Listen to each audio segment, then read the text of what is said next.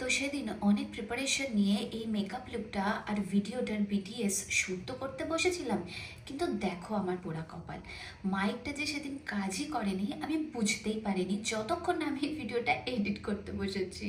উম, তো আমাকে through out the video চেপার চেপার করে মুখ নাড়াতে দেখবে, কিন্তু কথা যত ব্যাকগ্রাউন্ডেই বাজবে আজ।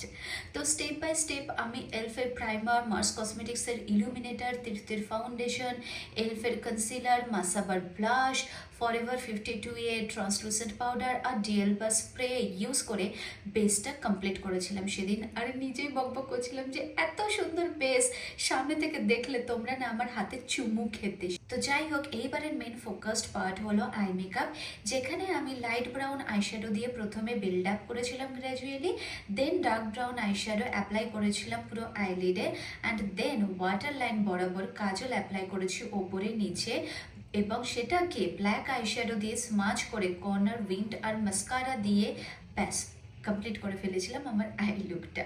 আর শেষে মার্সের একটা নিউড শেডের লিপস্টিক দিয়ে এদিক ওদিক তাকিয়ে ঢং করে শেষ করেছিলাম আমার পুরো ফাইনাল লুকটা। বানটা অনেকেই দেখতে চেয়েছিলে, বাট বিশ্বাস করো পিছনে একটা তাপ্তি মারা টোপলাই ছিল ছোট চুল বলে।